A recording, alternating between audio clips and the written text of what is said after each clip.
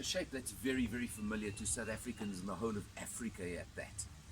The Nissan, it's called the NP300 these days. It was the Hardbody at some stage as well. It's gone through a few name changes, but this basic shape and body has been around for 30 odd years and really popular throughout Africa. As you can see, this is the 2.5 diesel version 4x4. So you've got the raised ride height over here, you've got the running boards, they fitted a snorkel in fact and a bull bar on this particular vehicle.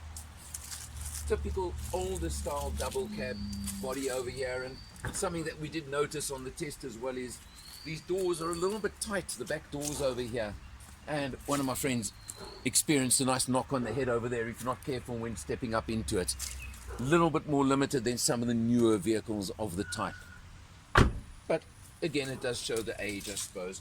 But you can see the 4x4 as it says on the legend over here, and the hard body with obviously a buck that can take about a ton.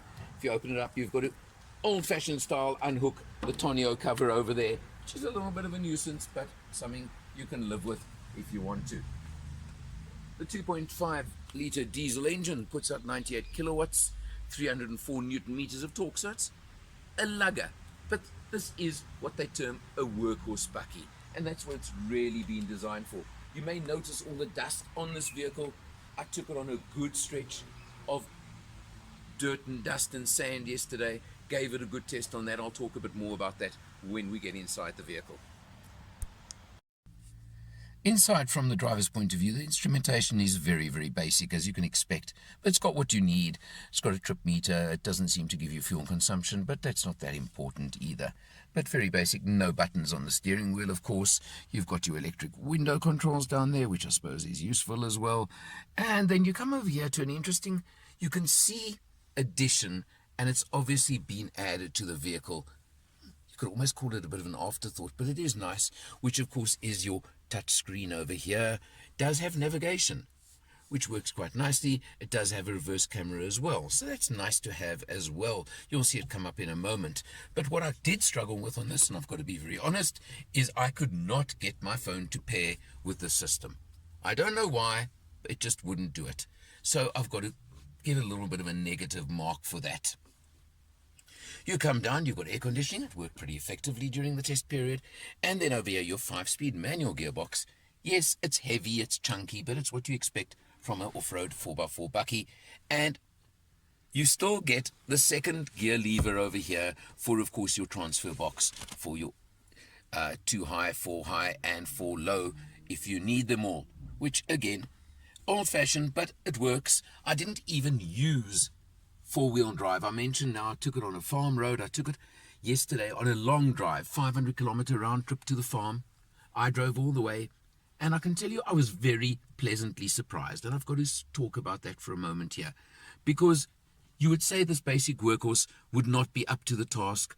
I found it very comfortable, very easy. We then went down the dirt road, a lot of sand, a lot of ruts, a lot of rocks. Obviously, the good ground clearance made all the difference in the world, and that's what actually mattered, and it handled it exceptionally well. So, full marks for that. Then, of course, you get little points like, I spent a while searching for a USB yesterday. Well, that's where it lives, and that's where you get your USB. Again, I just think once they went to the effort of fitting the touch screen, couldn't they have put a USB with it somewhere over there? Maybe a little point, I don't know, but it's just something I want to comment on. Then, of course, we're going to get to an elephant in the room. And that is, this vehicle took such a hammering last year with the Africa NCAP testing when it came through with a 0 crash test rating. And in some ways, I almost didn't want to even take it on test when I heard about that, because it did worry me somewhat. But maybe the bull bar would help in that case. I accept it's a 30-odd-year-old design. I get that. But be aware of that. You also got to be aware of the fact that this is a lugging engine. It will cruise very comfortably at around the 110 mark, more than the 120. But then, if you want to overtake when you're cruising on a highway at between 110 and 120, please allow planning time. Let me refer to it like that. Because it's not going to just accelerate up to 130, 140 for that few seconds to allow you an overtake. You've got to be aware. You've got to be careful. Other than that, big turning circle, so it is a bit awkward to park in parking areas, but again, you buy a double cab, you've got to accept that and live with it. But there's one last thing that I found a little bit of an anomaly with this vehicle. The list price of this version, taking into account that obviously there are the single cab versions, two-wheel drive, etc., that come in much cheaper and in fact are being discounted and are very competitive price-wise. But this one, list price 438,000 Rand and a few cents added to that. I feel there could be better value for money.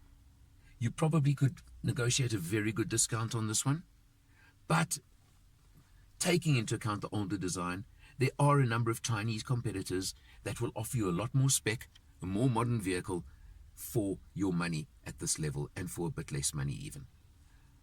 Good vehicle, got the reputation, got the reliability, and got the dealership, number of dealerships, the dealership network that you want, which is important if you're going to take it out into Africa, shall we say.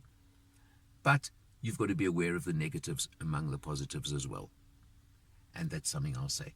I have been pleasantly surprised. I was a little bit negative before I started this test. But you're looking for a double cab, you want 4x4, you want the ability to go anywhere, check it out. It's worth it for you. For Motor Matters, I'm Eleanor, and I'll see you next time.